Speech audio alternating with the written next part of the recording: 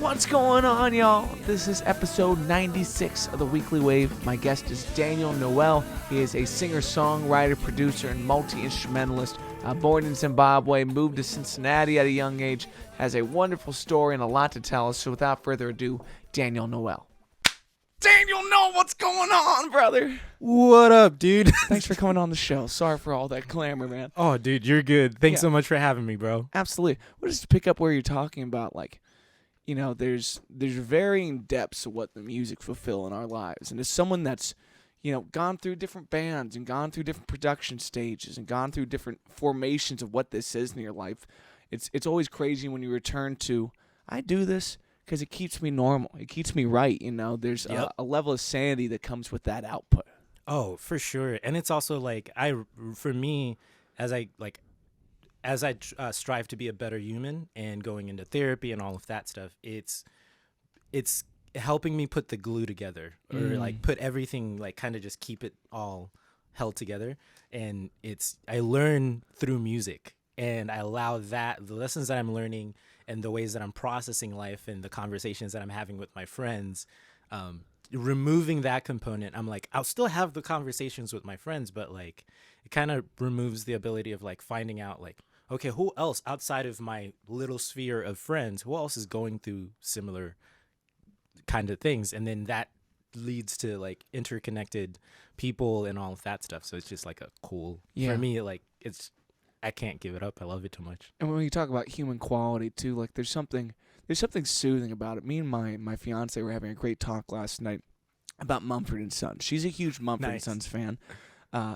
But, like, you know, every once in a while, like the drive before that we spent together, she wanted to listen to Avenged Sevenfold. Like, my baby's all over the place. Nice. And she's sitting there saying, like, Mumford's heavy.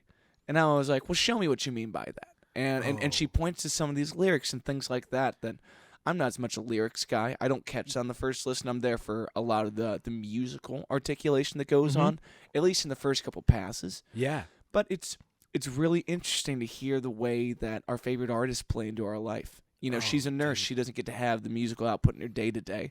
You know, they don't run that when you're going through endoscopy. It's like you listen to what the doctor's going to want during a surgery or something like that.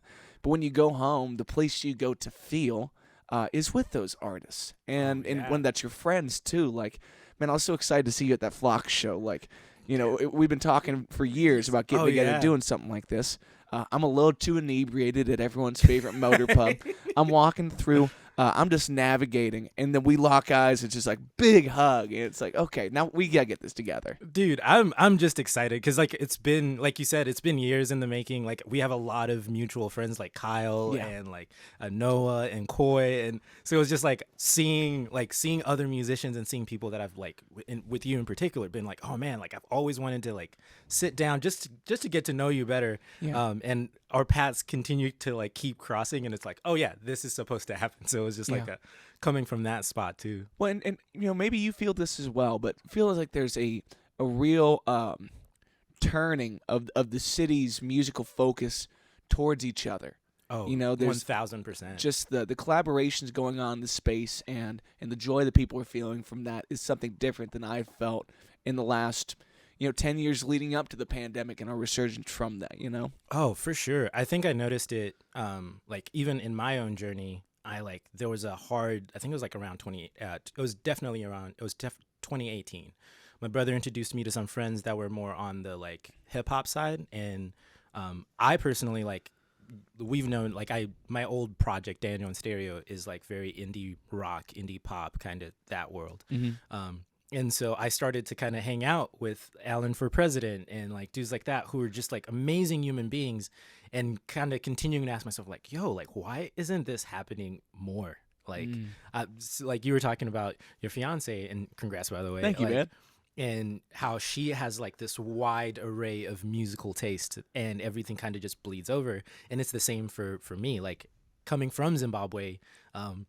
My dad, like I grew up around Zimbabwean music, so like sungura, like traditional type stuff. And then also like my dad did a phenomenal job of making sure we were listening to plenty of Bob Marley, Eric Clapton. My dad's a pastor, so like gospel was in there all the time. Like we had the Gaithers, we had like Ty Tribbett, and then he'd also balance it out with like CCM type stuff. So it was like just like this wide, and then he'd be like listening to Bon Jovi. Yeah. So like I really relate to that sentiment of like, oh man, like there's so many different aspects of who we are and so many different things that we connect with. It going back to the question that you had asked of like, yo, like why am I not experiencing this in like music, like the music I'm making, the friends that I'm hanging around with. Like I'm not one dimensional, but I've unfortunately been making one-dimensional decisions in that capacity. I need to really expand it. And so it's been great to see that turn also happening, like you were saying, around the city when it comes to music, because it's just like, it's about damn time. Like in the words of Lizzo, but like, but Lizzo is such a great artist for the people because she is eclectic in that way. Like that gal plays a motherfucking flute. You know what I mean? Like she gets it. And if you see her, if you ever get a chance to see her live, because I used to work music festivals and like saw her at a couple of different festival spots, man, she puts on a show. Really? Like I love how she tackles like health and people's perceptions of I guess a bigger gal. Yeah, like bigger people, and it's just like, yo, like that girl is like healthy. Like she was running up and down, keeping up with like all of her dances and everything, and it's just like, yo, and she's maintaining pitch, and you can tell when it's like there's a bit of auto-tune going on in the like PA. It was, if there was any, I couldn't hear that shit. Yeah. So, well, and one thing that she stands for that I really love is she's Minneapolis in the way that Corey Wong is Minneapolis and Prince is Minneapolis, and like there's a realm of heroes out of that scene. And I think before 2020, before coming down to this basement and learning what I really wanted in life, and having that space to do so, even if the world had to stop in a very odd way, it answered some questions for me. And I think one of those biggest questions was, what do I need to do to get out of Cincinnati, had transformed into, what do I need to do to make Cincinnati the only place I want to be? Yo, that's great. In the last couple months, like Sirimanni's new album, Big Fish, it's phenomenal. It's one of those things that it makes you cry, because as an artist, you relate so much to, do I want to be a big fish in a small pond? And the more you invest your love and your attention towards this community, you realize it's not a small pond by any means. There's really, really incredible players and people like yourself that have, for years poured their love and heart into this. Like me and Kyle just took a road trip together up to Northern Ohio to kick it for a little bit. And I love that guy to death, but I only get to see him once in a blue moon because we work the same days of the week in different parts of town. It's just how it goes. But this has allowed me to appreciate folks more in that, man. Man, I appreciate that. Like I love that you brought up Siri, and like I love the work that she does, because of it's so holistic. Yeah, it's the not potluck for the people. Man, like her investment in people earning their own subsistence. Yeah, it's so like it's a very like it's what I would love to see in like the approach that we take to like issues that plague our communities of like, oh, okay, cool, like we look at homelessness as a very one-dimensional thing, and we don't look at the varying factors that lead to that. And they're doctorates. They're people that have master's degrees, that one thing happens that just doesn't swing their way, and now they're like homeless. And kind of taking that approach and allowing to like examine all of the different factors and being like, oh, maybe we should care about people, like, and create spaces where we're like, okay, cool, regardless of what your situation is, like, how do we help you get to the next space? How do we get you to a better spot? And it's cool to see artists like Siri doing that and kind of being like, yo, like, we're going to make sure like we take care of our people. We're going to give you dope music, but don't get it twisted. We're about the people. And that for me, I like mad respect for. Yeah. And there's something about showing, being younger artists in our scene, something about pointing towards a good example and everyone disagreeing, like, okay, there's a different line of credibility now with what you do with your music. And and everyone's trying to find ways to have a more meaningful piece of art put as their output into the world. And she really does that in that kind of way. And I think Jess Lamb is another person that, the way she teaches kids and pushes people to their songwriting. Megan Wren does the same thing. It's what our scene has needed for this for this new resurgence, for this new image, is a a a systematic approach to cultivating great art. You know, and that just happens with mutual love and applauding people when they have something great and putting your weight behind those things. Oh, dude, I 1000% agree with you on that. And it's also like, I think for me, it's allowing yourself to be more humble and like allowing for more space to learn from others. You mentioned a lot of really dope people.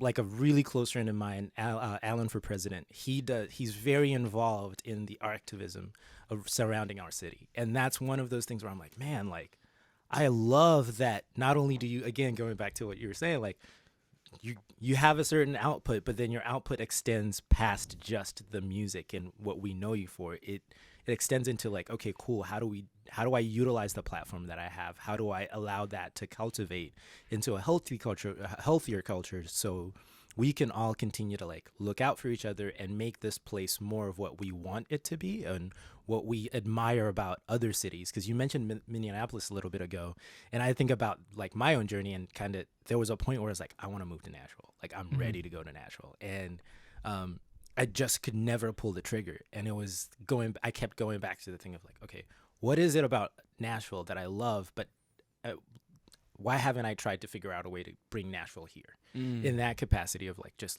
okay, I love the relational aspect of it. I love everyone understands like, hey, we're here to work on the bigger picture. Like it's song over ego. And that is a very like, no wonder so many bangers come out in Nashville, because it's like, oh yeah, you're leaving your ego at the door and allowing people to just like, let's get to the like meat of it. Let's work on this thing. And in that process, you guys are all taking care of each other because they're not afraid of like the splits and everything. So it's cool. I love that phrase too. Like I'm kind of like emotionally ringing over here, because song over ego. Like what a great sentiment to have as someone that's every day trying to pull art out of yourself for good or for bad reasons, and then present it in a way that it can do better outside of your own mind. You know, letting it be free in that.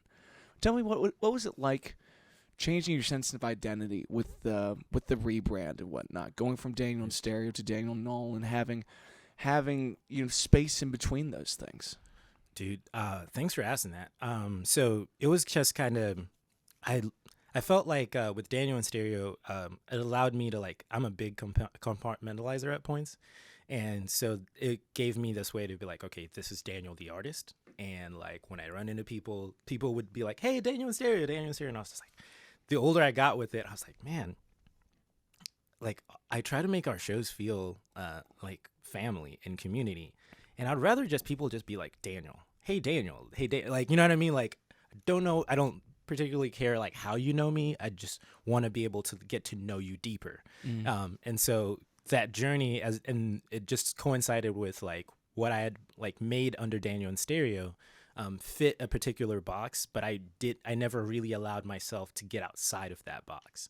And so with Daniel Noel, like there was like what initially happened was like 2019, end of 2019, kind of went through like a really rough patch. Like it was bad. Like that was my like rock bottom. And through that, like took time away from music and just started going to therapy, kind of needed to like really get to like, okay, I need to get to a better spot. Cause, I can share this. Like, and I love my brother. But there was a moment where like, I'm the oldest and I've always been big brother. And there's a moment where like your brother has to be your big brother. And you're like, and it's because you've made really terrible decisions. And you're like, I have to sit with that, because all of my life I've always kind of shouldered that, and it was just that moment of like, okay, cool, something needs to change. And so I'd already started kind of shifting musically, and over the course of the years, when I finally got back to like, okay, I'm going to get back to doing my music, I'm going to get back to focusing on that, the music had shifted, who I was had drastically shifted, and it was just like, oh man. And the last year I tried to go back to like playing shows and doing that under the Daniel and Stereo like moniker, and I was just like, this feels great, I'm enjoying every minute of this, but I feel like I noticed I was still holding people at arm's length. And so I was just like, I need to do away with that. So Daniel Noel is like my first and middle name.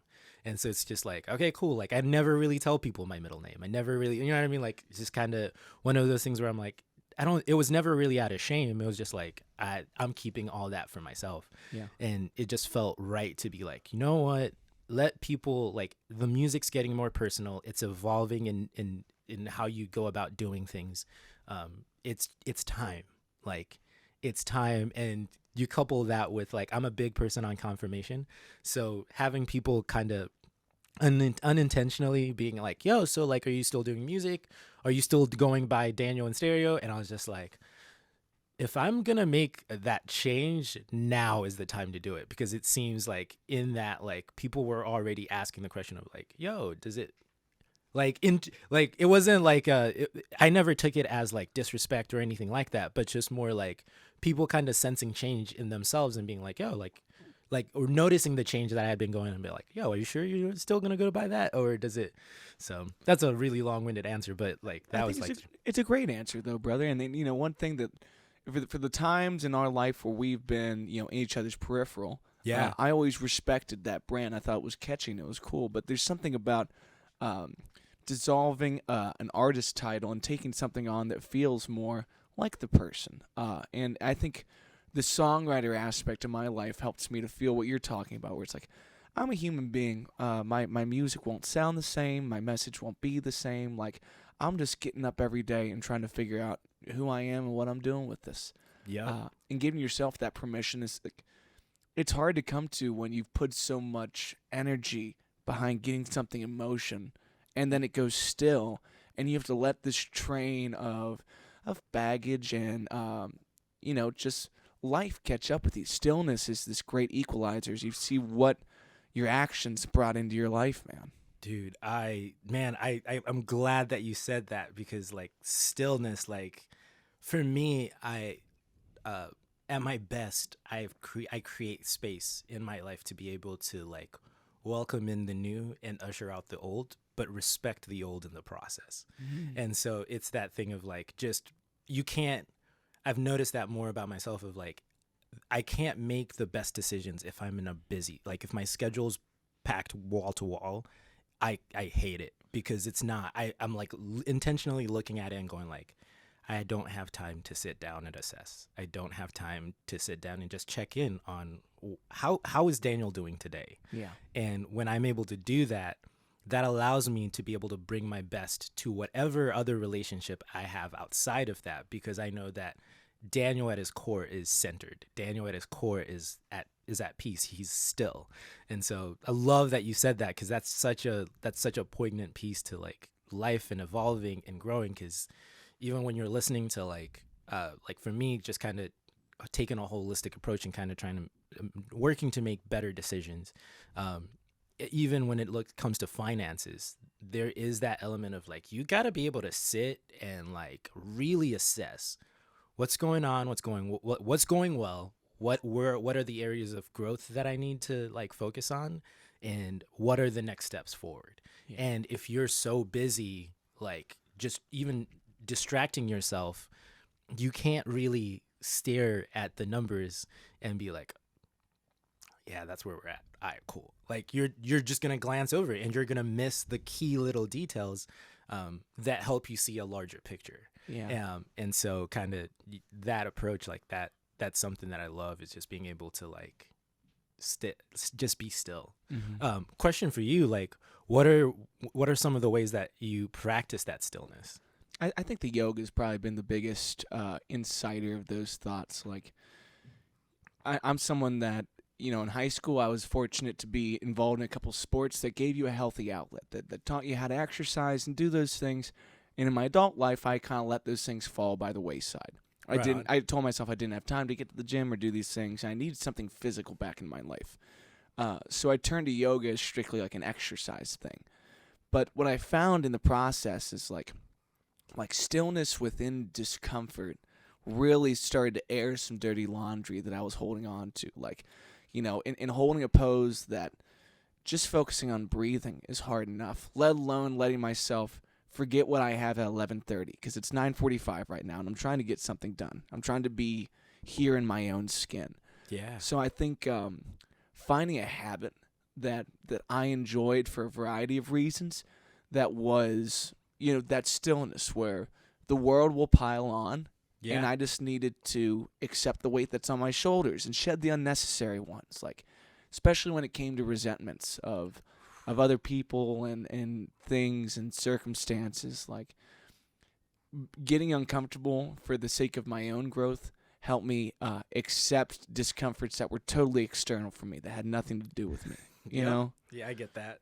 And I think as folks that, sit in front of a screen a lot of the time and assess where a project is at and have a hard time going from 85 to 100% because we want things to be perfect, I needed that kind of voluntary discomfort to say, like, things are done before I'm done with them. Like, I am not the master manipulator I think I am. I'm just a dude writing songs, and sometimes things come out right. Sometimes things come out wrong. Yeah, exactly. So put them in the piles and keep going. Dude, I'm glad that you have that, like, outlet of yoga, and I think it's something that's, I think there I do believe in, like, like, taking time to, like, work your body. I'm getting back into the swing of, like, being active and exercising, and I can always look back at the times in my life where, like, it's no coincidence. The most progress that I've made is when I also prioritize taking care of my body. Mm-hmm. And it's just like, those are so intertwined because you're going through,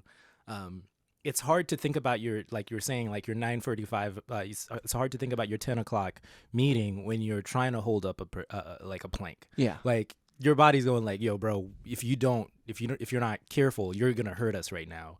I need you to focus on this. Yes. And having that ability to be able to, like, understand and prioritize, like, that's another way that manifests itself. Yeah. So I totally respect that. The silence that it also requires too, because if I go to the gym and I get on the treadmill, I'm going to listen to an album or a podcast or something. Yep. You kind of get this white noise versus when it's like, breathe, motherfucker. And you're like, I have a conniption where I'm not taking a deep enough inhale here. Like, it paired really well with needing some vocal exercise in my life and working on my diaphragm. Like, the yoga has been a really nice connection to that. That's awesome. Yeah, because you realize, like, when you're full sprint across the stage, do you have a deep enough inhale? Do you have a slow exhale that you can get this word out comfortably? Like, yep. I'm a mumble mouth, man. I'm sure you've dealt with, you put so much time into your lyrics that you want a certain word to pop. Yeah. And to make that pop, it is a physical emotion. You have to.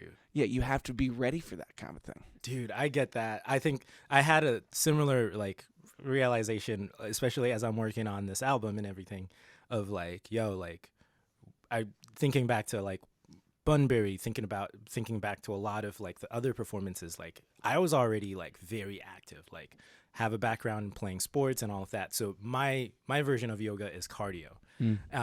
And so it's just kind of, or like more like running, HIIT exercises, that kind of stuff. And so that has always been allowed me to, like, expand my, like, my diaphragm and make sure that I'm, like, breathing from the right place. Cause you can't sustain, I used to be a distance runner. So you can't sustain, like, running at that pace if you're not aware of your breathing and where you're breathing from and how that, like, all of that's working. So it's just like getting back to working out and remembering, like, like, the reason you're struggling to hit some of these notes in the studio, it's not because you haven't been putting in the reps with the, like, vocal exercises and arms. It's just you're not running, bro. Yeah. You're out of shape, and you're expecting to hit these notes that you used to hit very comfortably. And that's because you were out here doing insanity, like, consistently, and now you're not. You're very obviously not. So it's not, and that's not a condemnation. It's just like, hey, like, gotta face the reality a little bit, so let's talk about it and kind of deal with it.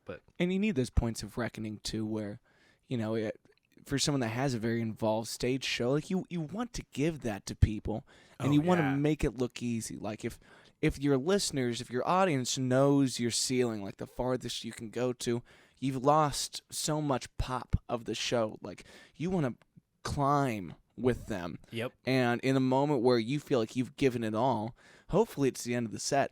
Yep. Because if you have two more songs, you are fucked, player. You are you have no chance. That's hilarious. Yeah. I've seen it's funny because like my favorite people that like I remember like there was this point where I noticed and it made the like world of a difference of like go to shows and like you notice it in other people first and then like when it's your turn to do it and then you do it and you're like, oh, I'm doing the exact same thing. And so it was like coming to that realization of like, yo, you gotta allow yourself space to move. And watching artists like 21 Pilots and all of that, those guys were like, this is way back, like Daniel and the Stereos days, 2011 ish. Like I was fortunate enough to like open up for them at the Underground, and it was just like you experience that once, and then you just became like you just instantly get engulfed in it, and just remembering like, yo, some people this is their first experience of your show, and first impressions matter. And being able to like make sure people walk away with something that they can look back on and be like, yo, I remember going to their show and I don't know how they did it, but they kept me engaged the entire time. And like always wanting, and for me it also comes from a place of like I have a deep respect, as I'm sure all musicians do, of like we know when people spend money to come to our shows, whether they're paying for their shows, merch, all of that, we know you're spending your hard-earned money. Like, especially in rough times like this where you're dealing with recessions and there's a lot of, you're coming out of a pandemic. It's not, for me, it's very much like, I am so grateful that people are like, we believe in you, we care about what you're doing. Here's our token to show that we care about you. And we want to come back to shows. So it makes it so much more, like for me, it puts that extra onus of like, yo, like it's important for me to make sure that I give you a great show and that I keep you engaged and that you are able to walk away with something that you can look back fondly on, because we also happen to be stewards of moments of like someone meets someone at a show and it's like almost like a movie-esque, but like for us, we never really think of it in that context because we're on stage, we're engaging with people. But for a lot of people, those moments are very defining. Like, yo, I remember meeting some of my closest friends because we were checking out this one band, and those are now lifelong friends. And remembering that and kind of keeping that in mind and being like, okay, cool. Like, I want to make sure that for my part of this, I want to make sure I give you guys the best that I'm capable in that moment. Yeah. As humans, we can, that shifts, but as long as I'm staying on top of my practicing, as long as I'm staying on top of that, the bar naturally just continues to rise to where it looks like, you know what I mean? Like even in my most human, there's still a certain level because of the reps and the time that's been put in. Yeah. Well, especially when you talk about, like you said, being stewards of moments, like that's a great way to put it, because we can all get jaded to our day job. And when this is your day job and you get up there and you try to rock people's fucking faces off 3 times a week, like it can be tiring by the time you hit number 3. And also, one thing that I'm really trying to get better about is listening back to my shows and developing the moments between the songs. You know, like, and I have great band members that'll tell me when it's good and tell me when it's bad. Yeah. Or like where you hit a bad monologue tonight, or like that was the joke. You know, certain things like that you're trying to stay in the moment, but you're trying to refine the space that you've created for people to have a good time. Yeah. And I was listening to it's a show called All Around Town. It's on Facebook, and it's a host that was.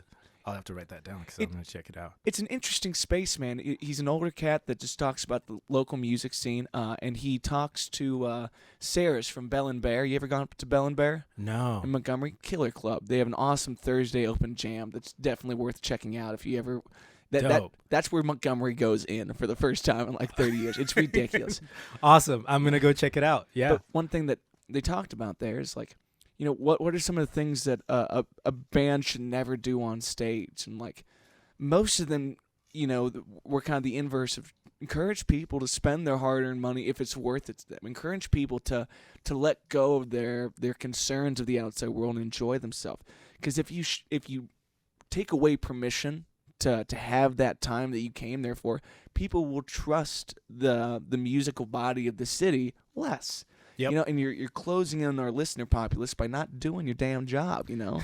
Yeah. And it's a difficult question of how do you grow the people that come out to shows, but at the base of that is bring them a good time every single time if you can. Yeah. You know, when they see you out and they want to tell you about that show, like give them the space to want to go see something else and have something to recommend to them and whatnot.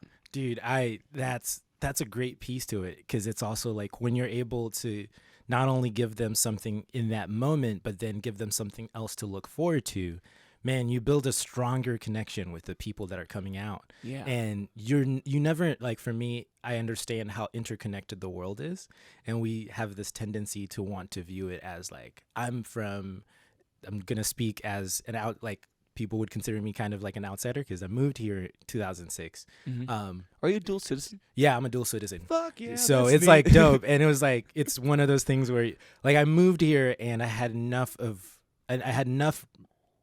pieces from home to like still remember and still hold on, but not enough to like keep me from being able to be engaged in where I am, if that makes any sense. Mm-hmm. Like I have a healthy respect of where I'm from. I still speak Shona, and I do it as much of a good job as I can, especially talking with conversations with my mom on the phone. Like it's kind of one of my favorite things is like seeing people's reaction when I answer the phone and like I just switch and I'm speaking between two languages. Yeah. Because it's like kind of most people, like unless you see me like answer the phone with my mom, I'm speaking in English. And so having that ability to be like, yo, regardless of where I'm at, picking up the call when she calls and like having that conversation, sometimes I miss it and then kind of call her back. But it's just a good reminder of like, yo, this is home and this is also home. Yeah. But yeah. That's a heavy thing, man. I mean, you know, when you meet people who have come here from wherever might have been their home before, like one of my closest buddies, his name's Jordan, moved here from Sandown, New Hampshire. You know, like the Kentucky of the Northeast. Like this is woods country. But every time I get a chance to tell him, it's like, hey man, like you're home if you want to be, you know, and if you got to go somewhere else, that's cool too. But our sense of feeling grounded is somewhat feeling the hand on your shoulder to say someone saying like, hey, if you don't want to go nowhere else, like this can be it. Yeah. But there's something really magical too when someone blends a language gap as well, like to jump into a different dialect and a different perspective with your maternal figure, like a person that you love in a different way than anyone can really express. It is probably so visceral for people in your life that don't know this about you, because it does seem like a totally different person the moment that switches on. Yeah. And only you get to know where that line blends of the things that I can say in this language versus this language do have a gap. Yeah. And how you fill people on that gap is such a cool artistic endeavor. Dude, yeah. Thanks for like, I'm glad that you were able to pick up on that, because many people kind of like that's something that not a lot of people can like pick up on. And for me, it's also kind of, it's preserving, like we're first generation immigrants, right? Like got citizenship and all of that. And I know that if like, one day I hope to have like a wife, and I'm not sure where I'm at on kids, but like knowing that there will be another lineage of like, okay, whether it's her nieces or X, Y, and Z, being able to pass that on and teach it and share that preserves bits and pieces of home for me. Yeah. And so being able to share that with people, I think that going back to like kind of letting the guard down and being like, kind of letting people know more about me and just being like, yeah, this is the human being. Sharing those pieces allows people to actually understand why I'm wired the way that I am, why community matters so much to me, why all these different pieces, because it's like, yo, those come from where I'm from. Those are very vivid pieces connected to that. So yeah, like I appreciate you for pointing that out and being able to like connect to that, because that's something that not a lot of people connect to. Or understand. It's not that they don't want to connect to it, they just don't understand, and they're trying to understand. They have the one language, and English is hard enough. Adding another component, like adding another language to it, you're like, yo, bro, what? Like, but yeah, it's a great way to preserve like where I'm from and the beauties of all of that. Yeah.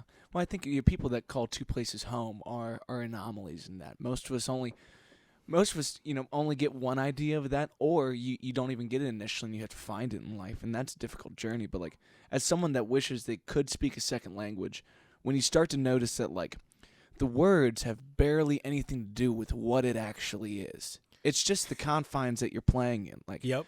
Again, I was talking with my fiance last night. We're very different people. We even each other out in a nice way.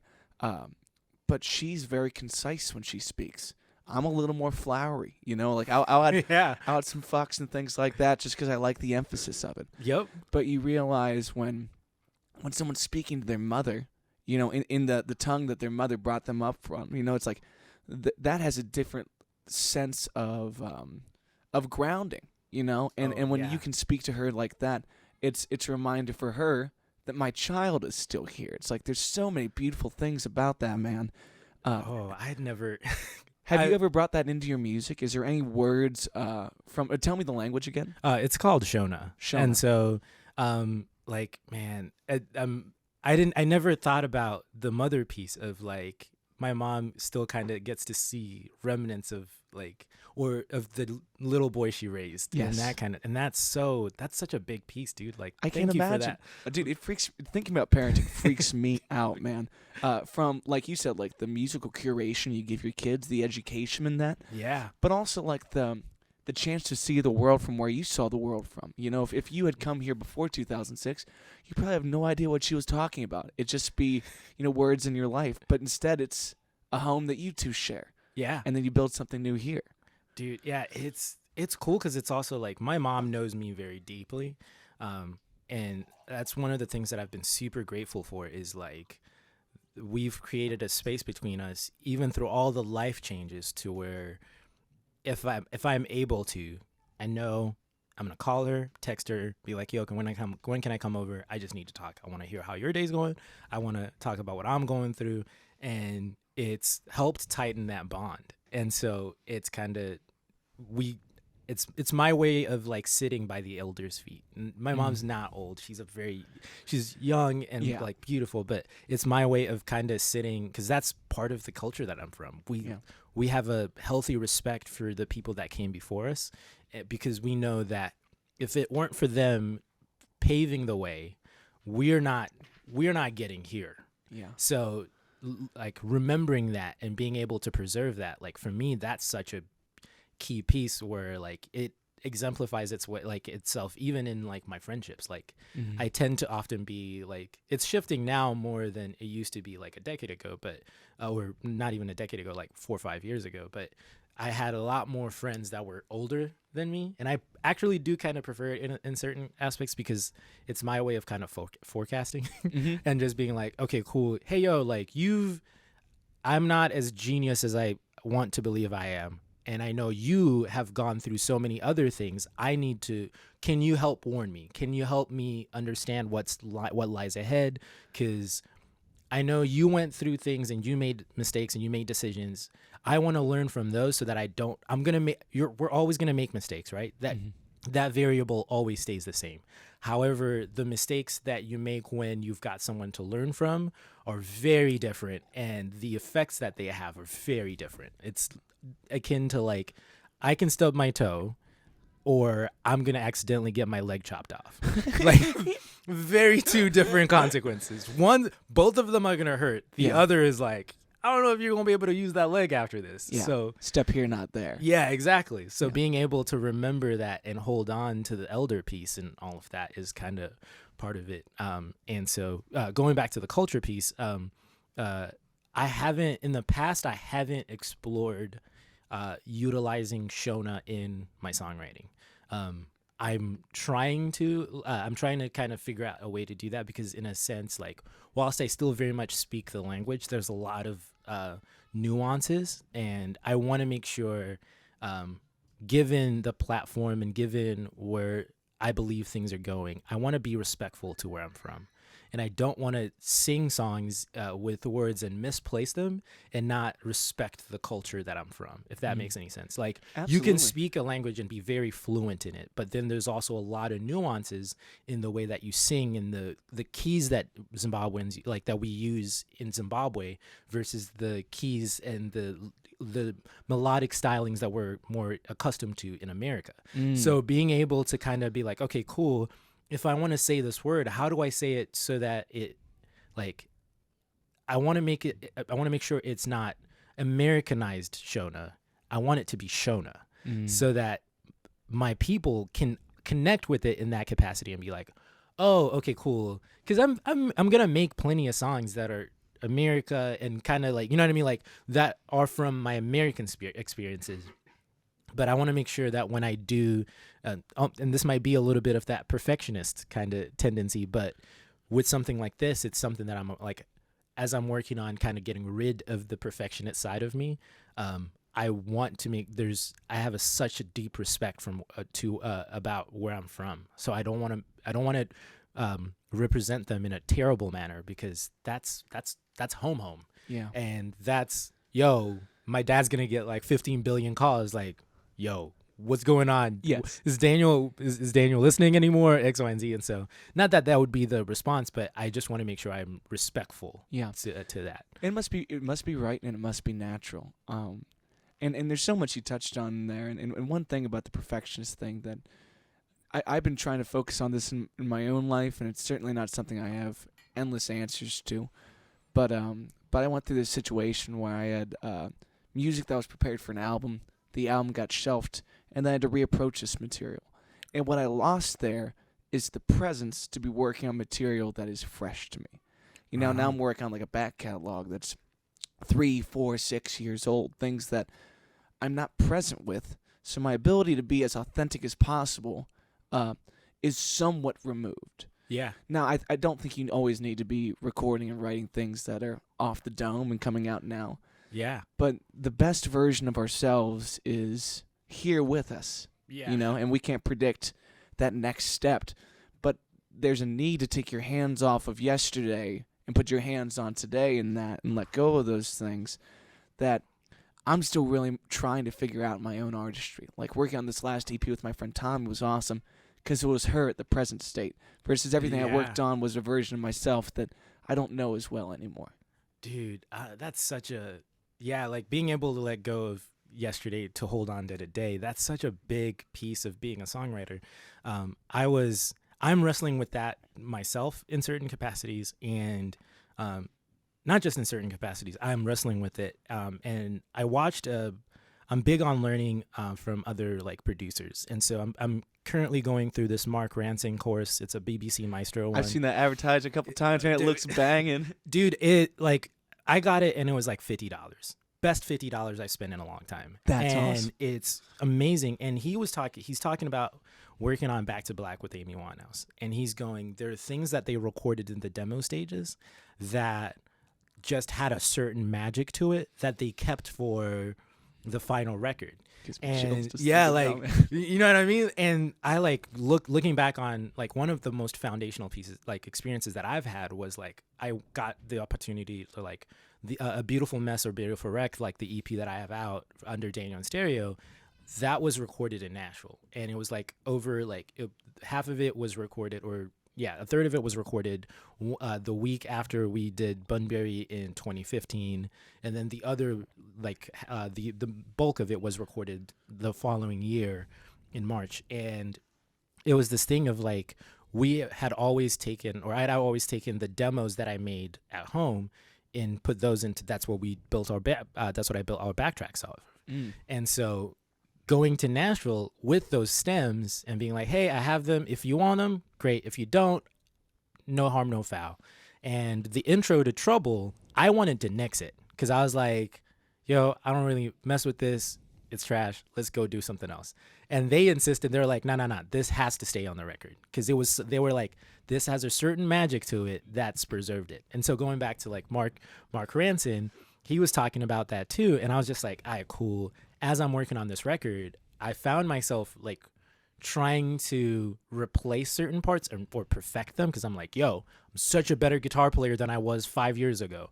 And then you play it and it sounds better, but then it's missing something. Mm-hmm. And I was like, oh, cool. So that's impacting even the way that I'm approaching certain things and like kind of trying to blend the two of like, okay, I can't go back to where I was. So I'll keep I'll keep that intact, but I have something to say that does complement where I was at that time. So kind of blending the new and the old together so that they can coexist in that way, and having that different appreciation to it of like, similarly, some of these songs, like I wrote them like 2019, and it was just over the course of the year. No idea at the end of 2019 that I would be like not doing any music, but they've held up over like the time that I'm like, oh, this is solid enough for me to like finish, like add some new elements to it and add the new story to it to where it really, they blend together well. Yeah. And so it feels good to be able to be like, yo, like I'm excited to kind of, to understand, like I can't go back and I can't capture that magic again, but the magic's been captured. I have it in this demo. Mm-hmm. Now, does perfectionist Daniel try to fix it so that it's perfect, or do I leave the magic alone? And I'm learning to leave the magic alone, because it's gonna bring something different to the table. Yeah. Well, when we start to look at the age of technology that is approaching, with a well-informed AI can recreate Amy Winehouse songs. Like with her voice and her inflection and her person in a way that's just far enough removed from her that we have a hard time distinguishing as people, like we're organisms just trying to live in this world. I relate that difference to the difference in when I'm looking at my own vocal take and I'm using like pitch correction, and I'm pushing something a little north or a little south, trying to say like where is it right, and it's really hard to tell when we're talking about ourselves. Yeah, but it's great when you have like, was it your drummer I met the other day at neat. That seems like a guy that, as he stands next to you in a conversation, listens and enjoys you and wants you to be yourself and wants to enable that kind of thing to happen. And having a team around you that's willing to say, stop, that was it. Dude, Take your fucking hands off, please, for my sake. It's great. Dude, I relate with that so much. I have a personal policy of like, regardless of how well I'll ever, like if I ever get to a point where like I'm mixing my own records, I'm never going to allow myself to do that. Like I don't want to sit and overanalyze, because I'm already like, I already wrestle with being an overthinker. So like adding that component of like, yo, I gotta sit and I gotta really focus on my vocal take and like do all these micro adjustments. I'm like, no, I live with the record for so much. Like I'm making the demo, I'm engineering and recording my own stuff and producing it these days. So that's like added a different layer to it, which I'm excited to experience and I'm excited to grow in. But by the time like the song's ready for mix and master, I'm too close. Yeah. Like I wrote it, I've seen it all this way.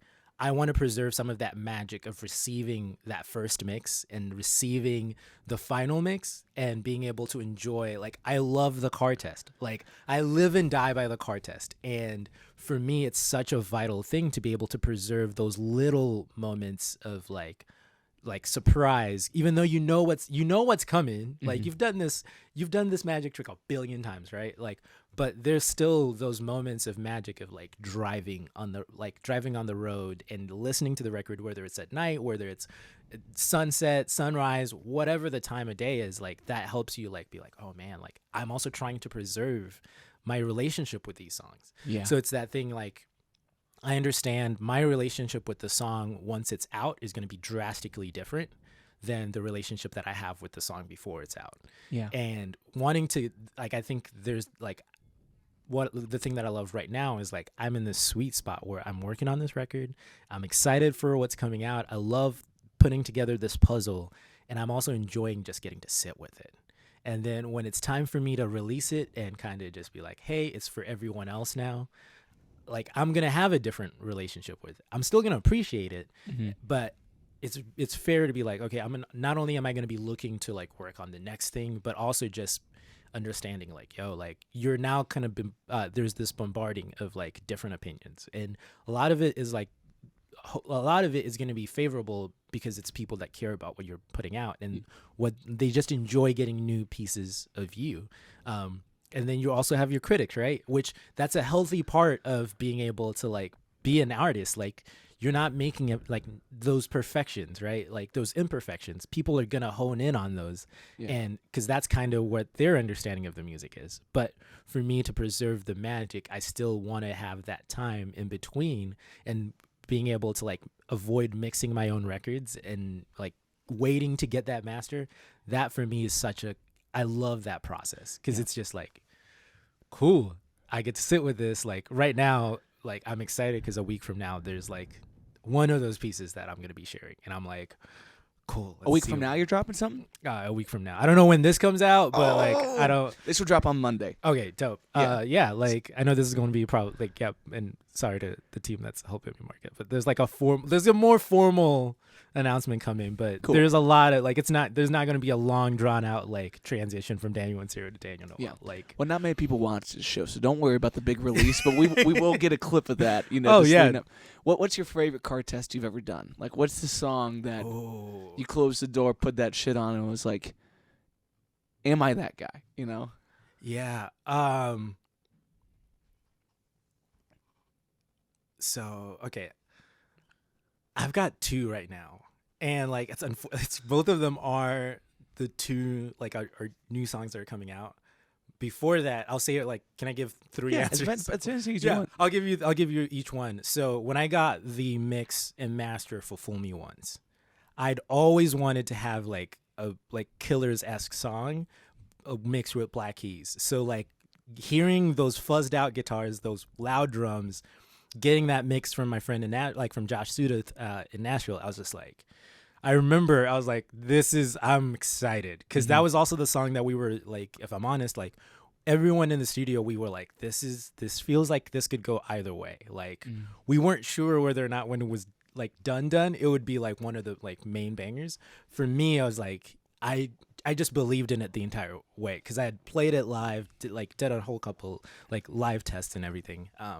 And that was, so that from that record, it's Fool Me Once. Hurry Home is a close second. From the new record, there's a song that we've been playing this song for years now, and people have been asking me to like release it. It's called Dear _.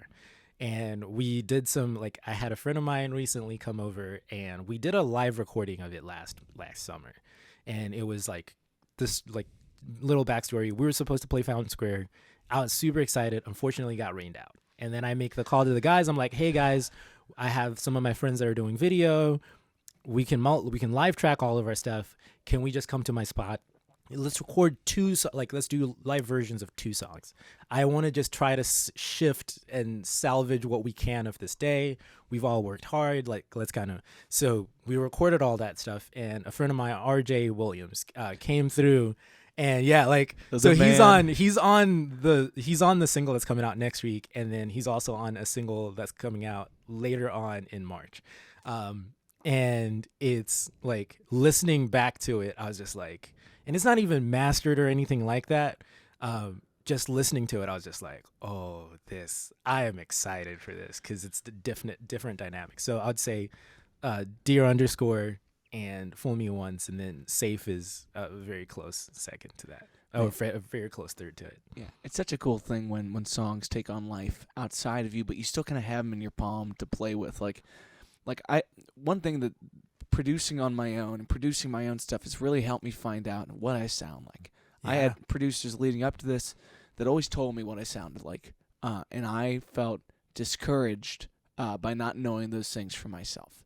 And I think the pandemic was a good time for my identity crisis, because I had to do something about it. Yeah. And then feeling what it's like to have a song hit the DAW, I put everything I could imagine. I wrote everyone's parts, and then I show it to the guys, and they reimagine those parts. Yep. And it's like, that's the happiest part of collaboration, when someone can change a word or change a moment or change an inflection that starts to bring it to life. And I was talking to my fiance about this. You know, we all reach to music or podcast or art for companionship. Yeah. Good or bad days. You want to feel like you were not alone right there, or you want to feel like everyone's there to celebrate. And what's really special about records that you and I grew up loving, that are from, the 60s, 70s, and 80s, is those people are playing together in the room. Yep. When we don't do that as much in the modern age for cost reasons, how do you preserve those things? And like Yeah. trying to capture these moments of a subtle collaboration or just a mutual understanding of the space. Like, what happens when we hit the bridge and it comes down low? Like, is everyone thinking the same kind of low, or did I Yeah. have to automate you down? You know, like Yep. what's the difference there? So, man, so for me, I've managed to I've spent the last couple of years just building a home setup so that I could do that. Mhm. And even going back to like when we were doing Daniel and Stereo shows, I've part of my process has been I'll demo it out, I'll come up with all the parts, and then I'll bring it to the band and we'll play with it for the show. And for me, that's when I start to kind of hone in on everyone's instincts. Mm-hmm. So like the demo version of it, I blend it, we play with it for like the first rehearsal. I make adjustments. And so kind of take I'll multi-track our rehearsal or multi-track that particular song. And then after I've got that, now I'm like at home messing with the version of it that not only has my sensibilities, but has everyone else's sensibilities. Nice. And then now I can be like, okay, cool. So this bridge is too long, or we need to sit in the bridge a little bit longer. And then I'll make the adjustments to the tracks and then bring them back to the band for the next rehearsal. And so at that point, it's a lot tighter. Everyone's kind of, it's not asking people to like go outside of themselves. Cause I don't really like the guidelines. There is a box that we all have to play in, but I try to expand that box as much as possible because I want to cater to like musicians bringing their best selves and their different sensibilities. Cause those nuances they're like, I'm playing with a lot of my friends. Yeah. So even though I don't have like a formal like set band every time, it's all of my friends. Yeah. So like that is the companionship. It's the companionship. So just being able to like cater to them and bring that aspects and showcase that stuff, like it allows me to be able to preserve that to where when it's time for us to do the final studio tracking, we've all sat with this. We've done all this part. If there are little pieces of feedback that I need to give, I've already given them at that point. But I love giving people just the space to like just be like, go. Yeah. I trust you. We've been doing this long enough. I love your instincts. Go. Just do your thing because I know you're gonna make. I'm an okay bass player. I'm an okay keyboardist. I have friends that are phenomenal keyboard players, phenomenal bass players. I want to give them the space to be phenomenal, and I'll give them the writing pieces. But like outside of that, like I'm like, this is what I did. Mm-hmm. I want to hear how you would do it. And then we kind of preserve it and take it into the record. Yeah, it's great to hear someone who's in that same impression where, like, I had dreams of playing everything on an EP of mine, and I got to the end of it, and I was like, I don't like it yet. You know, like it doesn't make my cut, and I found out what I missed was my friends. You know, my companions, and it's really kind of you to share the structure in which you approach these songs, because those are the subtle hints of how we all get better. Yeah. It's really tough when you're starting out saying, I want to write songs, do I want to make records, do I want to have a band, do I want to be playing these songs for people at the top level?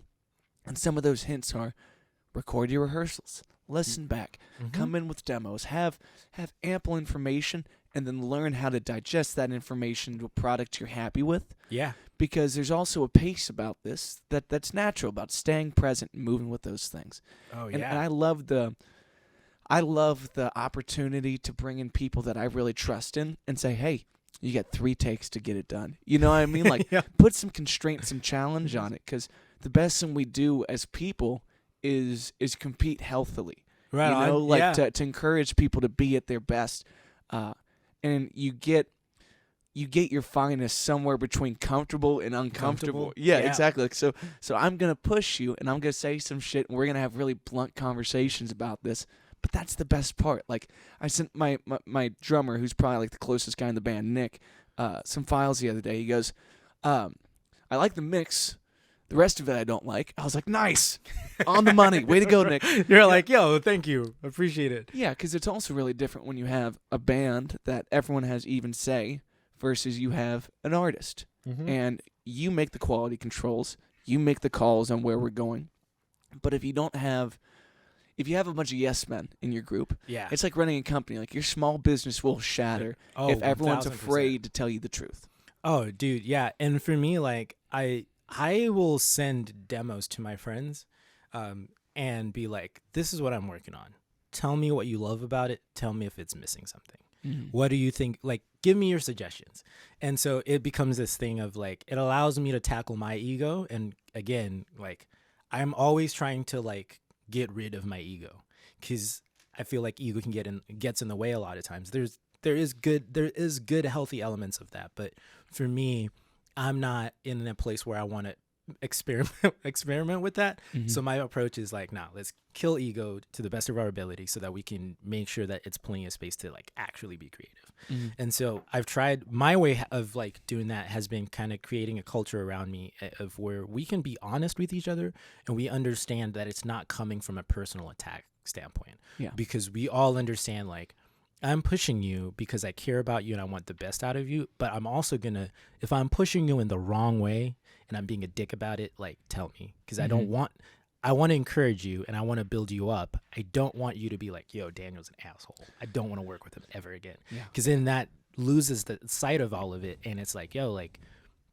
yeah. So not to get too distracted, but just kind of creating that space where we're able to sit to get, like, we're able to be honest with each other, and we know it's coming from a place of like, I see the best in you, and this is merely a suggestion to help bring that out. And so kind of I'll send my songs off to friends and close ones that I've intentionally, like, that I know have a really solid ear, but also friends that don't have like any musical background, because I want to make sure that they feel it. If they don't feel it, I'm not trying to, like, no disrespect to any of my musician friends, I'm not making music for y'all. I love y'all. I'm not making music for y'all. I'm making music for people that want to enjoy music. And like, if you're in that category, great. If you're not in that category, no harm, no foul. There's other music for you. Yeah. So just constantly being aware of that and being like, all right, cool. Like, I want to get both sides of the equation, but more so just kind of getting that feedback is so helpful for me, because even after we play the songs a few billion times live, I don't commit to the song until it's done in the studio. Yeah. Because then now I know people have, it's not just about me, even more so at that point, because people have now got built a relationship with that particular song. So remembering that is like very key of like getting that live feedback, which is something that I missed when we weren't able to like play out. Yeah. And it's a weird thing to say, like, now that it's out, it is part of their life, and I have to respect that they've taken it in how they do. Yep.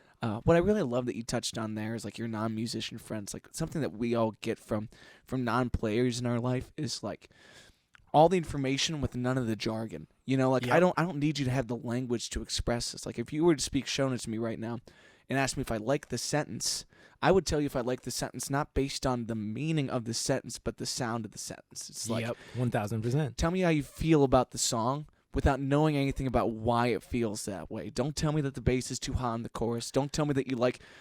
Once we subtract all those things, we can get to first impressions. You know, a fresh set of eyes, and like that information is miraculous. It's so obvious sometimes once you ask someone that has no stake in why. You know, 1000%.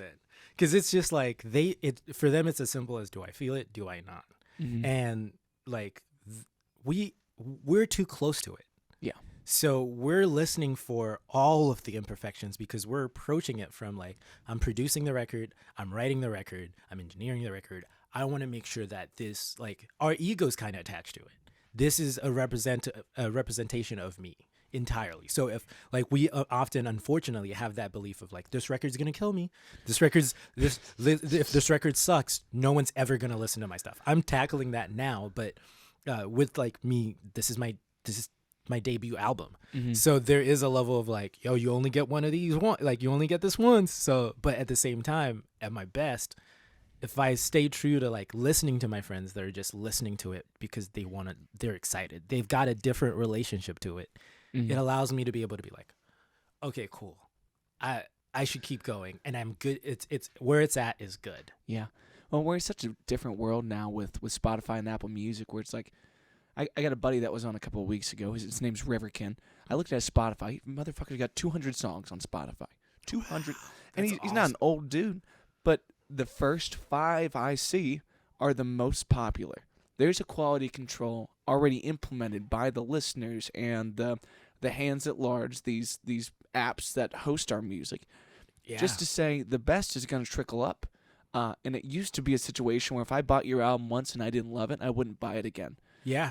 It's almost free at this point, so it takes some of the pressure off of, here comes your debut album, and until there's other material, that's all there is to sit with. But the moment you drop another one, they're going to pick their favorites. It's going to go to the front page. They're gonna pick you're going to end up in Which playlists. is great for us to pick the set from. Yeah, exactly. It's super informative, man. It's amazing. And it helps with, there's two sides to the ego. There's the overinflated and there's the underinflated. And we are animals gifted an ego for a sense of survival. Yeah. And you need a little bit of go fuck yourself and someone help me to find out in the middle, where am I going with this? Yeah. It's visceral, man. It's a special thing that we get to do here. Dude, I couldn't agree with you more. I think it's important to be able to view it from that lens. I think it's also important, to make decisions not driven by the algorithms. Because I think even you were talking earlier about the AI and how that's going to affect music. And even the more I study music or the more I study music and producers that I love and all of that, a lot of the things that make those records special, because everyone can get Omnisphere, everyone can get Keyscape. You can go to Unison and you can download 1 billion MIDI packs that play the chords perfectly and put him where it's at. But my favorite producers are Melee, who does Frank Ocean stuff, and I'm loving the stuff that I'm learning from Mark Ranson stuff. And it's that approach of they still take physical guitar pedals, they'll run keyboards through them, and that for me is that thing of it's the human element of it. You lose sight of the human and we let the AI drive. The next thing you know, you're going to have a 1.5 minute song and people are going to be like, that was great. Let's move on to the next thing. And it's but there's a journey to be experienced and there are people looking for it. If you allow yourself to let the algorithm trick you into believing that what you're trying to bring to the table, regardless of, because it's so different from what the algorithm likes, there's no space for it. Mm-hmm. Man, there's people that want to connect with you. There's a fan for there's a niche for everything, right? And there are people that flock to that stuff because they care about it and they want to preserve it. And it's what AI can't do that. One of my friends, Silas, a frequent video collaborator of mine, and we were just talking, and it's that nuance of understanding we as humans, we have there's a certain magic to us. You can and AIs don't dig far, they don't dig deep enough to find it. They look for the top 10 search results of what everyone's looking for, and that's what they make their decisions off of. But if AI, as humans, AI is never going to really look or hone in on Never Setting Suns. AI is never really going to look and hone in on the Pomegranates and All the Day Holiday, right? But we as people that love and have so many memories and appreciate the beauty and the amazing music that came from those artists, we get to preserve that and we get to usher that in, because even in the production, AI can't really turn that physical knob. Mm-hmm. AI is going to make the perfect decision, but sometimes in music, it's the accidents that make everything amazing. Because going in and accidentally flipping a switch on your analog, on your fuzz, and it gives you a different sound, AI is going to be yo, that sounds like your shit's over, it's overdone. There's too much gain. And it's that's the point though. This gain and this level of fuzz is meant to convey a particular emotion. It's supposed to be here. And it's those things that I know that AI will get to a point where it can hone in on certain elements of that, but being able to share those stories of how something was made, I think that's a thing that other humans can connect with. AI is never going to be able to connect with that in the way that we connect with it. So knowing those stories and being able to encourage people and be yo, I know you don't have access to the latest and greatest thing. I know you don't have access to the best amp or pedal board. It would amaze people. I just now at 31, for as long as I've been playing music, it was last year, I just now got to a stage where my pedal board is fully functional. Like, not, you know what I mean? Like, that's crazy. Like, I've not to toot my own horn, but like I've played on like large stages. I've gotten to do a lot of really dope shit. And this is the first time in my life where I can reliably be like, my pedal board is going to work the way it's supposed to. And you learn how to navigate. You just learn how to navigate. You learn how to make the best of what you got. You get frustrated with it, but it also drives you to be able to figure out a way to like make that, to improve on that. And then I'm a creature of habit. So I'll have the same pedal board and I'll have the same pedals on it and I'll be perfectly content with it because I want to study all the like nuances. How does it take? What are things that I'm missing out? I've been using it wrong all these years. Look, now I got to learn how to use it proper. Great. I learned how to do that. But in the process, you've made records, you've made sounds that you can go back to and be like, yo, I wasn't using that correctly, but that was actually dope. It sounds great. So I think we still have that edge as humans when it comes to that AI, conversation. But yeah, just kind of. Yeah, no, I think that's beautiful, man. I think it's another reason why we were lucky to have Daniel Noel in our lives, man. I appreciate all you do in this music community and for being such a kind and easy person to be around and being humble while still kicking major ass, brother. So I'm wishing you the best. Please promote this new album that's coming out. Tell us more about that. I'll let you guys know. The name, I've dropped enough hints about what the name of what the feel about the album is in our interview and our time together. Thank you so much for creating a space for us to like connect like this and like talk about music and what we love about the journey that we're on. I really appreciate it. And I'm excited to see how your influence and the way that you're allowing people to connect to each other. I'm excited to see how that evolves and allows our community to grow. Because I do genuinely believe spaces like this where we come from different backgrounds and different experiences, but we all share commonalities. I think even now is so crucial. It's so important. So just want to give you your flowers and be like, thank you for creating a space, and I appreciate the invitation, bro. Absolutely. Come back anytime, brother. We'll get you on the muse sometime if you're down for that. Dude, I'm down. Playing, but baby. Dude, I'm always down. I'm excited for. I'm the most happy that I've been working on a record. That's not to say that I've never been proud. Like, I loved making my last EP. That was a once-in-a-lifetime opportunity, and I'm just as excited and even more so excited now because of who I've been able to become now. So I'm excited to take all that. So. What are the socials people can find you at? So as of recording this, you guys can start following at Daniel Noel Music at IG. You can also follow me on at Daniel Chumasaro. That's just my personal stuff. But those are the socials at Daniel Noel. You can follow at Daniel in Stereo. Those pages are just going to blend. Yeah, they shall get fed. Yeah, they shall get fed. They're just going to be blended together. But yeah, at Daniel in Stereo or like this, Daniel Noel and Daniel Chumasaro. Daniel Noel, we fucking love you, brother. Thanks for coming. Love you too, dude. Peace, players. Make sure you follow my man Daniel wherever you would like. He is available on most platforms. Daniel Noel. I think he said music. Go back and check the episode. It will be tagged below. Make sure you like and subscribe. Show the love in the comments. Talk a little shit if you want to. I don't care. Thanks for watching, players. Peace.